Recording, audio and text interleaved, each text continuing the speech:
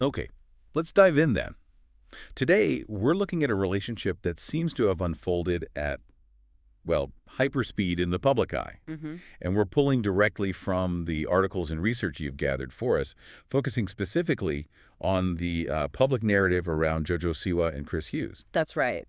Yeah, our goal here is really to unpack what these specific sources reveal. The timeline, the public statements versus maybe more private glimpses, and the context shaping it all. And we're sticking strictly to the material provided, just laying out what's there. Exactly. And as we get into it, you'll see the sources point out some um, really fascinating contradictions and some surprising details, too. Definitely. Like those really intimate photos appearing right alongside public comments that seem to sort of pump the brakes a bit. Yeah. It's a really interesting case study, isn't it? Modern celebrity couples and how they present themselves. By the end of this deep dive, you should have a pretty clear understanding of the story these particular sources tell and the key moments they really emphasize in how this relationship developed. Okay, so looking at the materials, where do they say this all started? The origin point. Right. The sources consistently point to reality TV. JoJo Siwa, who's 22, and Chris Hughes, 32, they met as housemates. It was the UK edition of Celebrity Big Brother earlier this year, so early 2025. Right, CBB. Hmm. And the articles really note just how intense that environment is, being cut off, constant close quarters. Oh, absolutely. It's kind of designed to accelerate bonds, isn't it? Totally. The sources describe it as a place where relationships get forged really quickly under pressure. Yeah, no escape. And so after leaving the house, the initial public description of their relationship, as reported in the articles, was quite specific. It was platonic soulmates. I saw that. They did that joint interview, was it this morning, where Siwa used that exact phrase. She did. And Hughes acknowledged their, what did he call it, unique rapport. Yeah.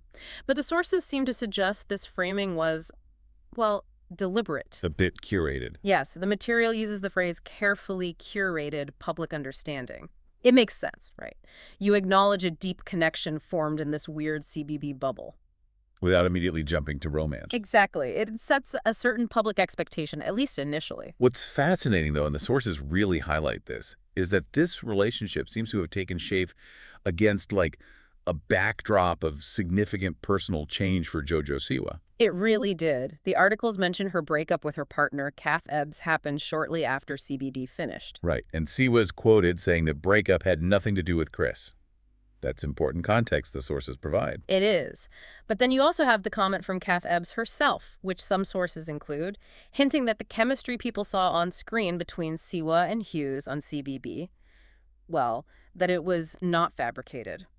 Okay. So that suggests there was maybe something genuine developing even before the breakup. Potentially, yeah. And woven into this whole timeline is Siwa's public discussion about her identity during CBB, how she shared that she realized she identifies as queer, not a lesbian. I remember that. Yeah. She specifically said, I feel like so queer. Mm-hmm. And the sources connect this shift in her self-identity to her developing bond with Hughes, who is, a man. Right. So it maybe provided a narrative space for a relationship with a man to fit within her public LGBTQ plus identity, making the connection with Hughes perhaps easier to present publicly. That's certainly how some of the sources seem to frame the context. So that initial platonic soulmates label, whether it was strategic or just how they felt then, it didn't seem to hold for long, at least based on the public displays the sources report. Not at all. The sources mark a really clear shift towards more overt affection. Chris Hughes' social media post on May 20th feels like a big moment. Yeah, described as a kind of social media official moment, photos of them hugging, cuddling. And that caption, the previous 7 days have been the prettiest. I mean, that's a pretty big jump from platonic. Right? Yeah, definitely. And it wasn't just online either. The articles note them being seen out together, looking cozy and comfortable in public. That was in New Mexico, late May. At an adults-only hotel, the sources mentioned. Right. And then the photos from Heathrow Airport reported about a week before June 1st. Hughes greeting Siwa with flowers, the big embrace. Yeah, the sources specifically pointed to those images, saying they made it clear they were far more than platonic soulmates. And by May 24th, the interviews started reflecting this shift too. Siwa called him her favorite person to talk about in that E! News interview the sources mentioned. Okay, but here's the bit that the sources really flag as a notable contradiction. All this increasing public affection, these statements. But then just 2 days later, May 26th, Siwa is on ITV's Lorraine. Right. And when the host, Andi Peters, suggested Hughes was her boyfriend. What happened? Well, the sources report her response was an awkward laugh and one-word answer, no. Wow. Okay, that is genuinely striking, given everything else the sources describe happening around then. It is. And she reportedly went on to say they'd had a lot of chats, but never gone into the kitchen and said, my head's not turning anyway. Which implies, Yeah. what? Non-exclusivity at that point? Is that how the reporting framed it? That's the implication drawn in the sources, yes. A lack of defined exclusivity at that specific moment. Yeah. Yet, almost in the same breath, as the sources note, she really defended him against a joke Peters made. She said, Chris couldn't let me down even if he tried, and called him the best man. So it's really complex. You have these seemingly conflicting public statements right alongside very public physical displays. Exactly. The sources present it as this kind of tension. It really shows the challenge, maybe, of navigating a relationship under constant public scrutiny, figuring it out as you go. Which brings us neatly to the moment that generated a huge amount of buzz online, widely covered in the sources, that Sleeping Beauty selfie. Ah, yes. This was Sunday, June 1st, or maybe very early hours of June 2nd. Chris Hughes shared this really intimate selfie on Snapchat. And the articles describe the photo in detail, don't they? They do. Shirtless Hughes in bed, Siwa resting on his chest, eyes closed, him kissing her forehead. And his caption, Sleepin' Beauty.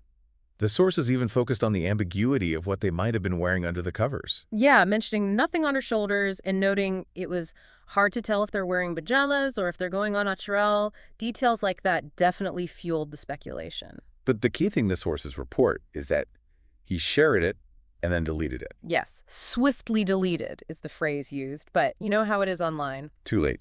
Screenshots. Exactly. It was immediately screenshotted, shared everywhere, became this major talking point, sparked all sorts of reactions from fans. Some thought it was sweet, others were mocking it. And the sources point out that the deletion itself probably just amplified the whole story. Absolutely. It highlights that lack of control once something intimate is out there, even briefly.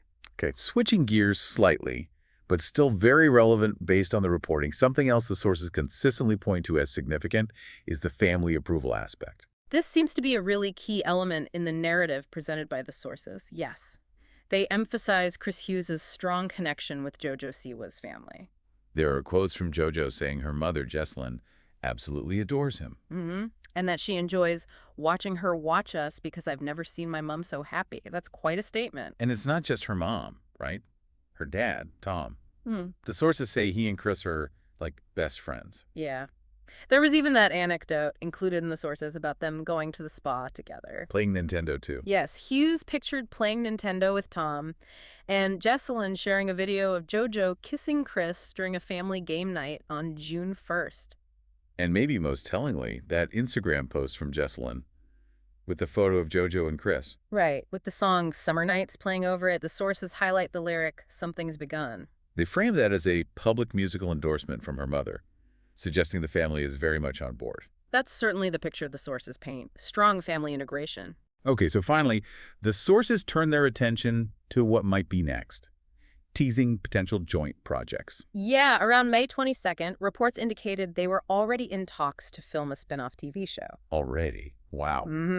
Both Siwa and Hughes have commented on this possibility. They confirmed they enjoy working together, have ideas for more that we do together. And mentioned communications back home in the UK as well. Right. Siwa was quoted being pretty open about wanting to capitalize on their CBB dynamic. She said something like, imagine if another show just picked it up. It would be so good. And the speculation, according to the sources, often points towards ITV. Yes, given Hughes's previous experience with an ITV spin-off after Love Island.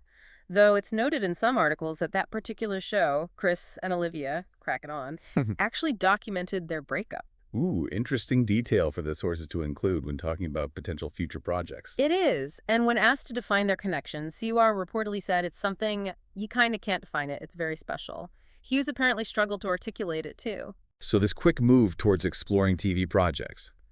The sources seem to connect that to capitalizing on their current marketability. Yeah, it really highlights that blurring line, doesn't it? In celebrity culture, where personal relationships can very quickly become potential commercial ventures, even while they're still unfolding publicly. So pulling together everything these articles and research reveal, we've traced a really rapid very public journey, Mm-hmm. from meeting on reality TV, navigating personal change and public identity shifts, then a swift move from platonic to really overt displays of affection, family integration, Punctuated by these viral social media moments like the selfie. all happening within just a few months. It's quite condensed. It truly provides a snapshot, just based on these sources, of several key dynamics in modern celebrity relationships. You've got the reality TV incubator. Right. The power and the risks of social media shaping and sometimes disrupting the narrative. The public management of personal evolution, like Siwa's identity journey. And yeah, that almost immediate commercialization of personal connections when you're in the spotlight. So considering the speed and the intensely public nature of their connection, as detailed in this deep dive into the sources, and even these talks of future projects already, what does this particular story tell you about how relationships are built and perceived when they're lived out so publicly today? What expectations do we, as an audience, tend to place on celebrity couples? And how might that influence the narratives they choose to share, or maybe choose not to share with us?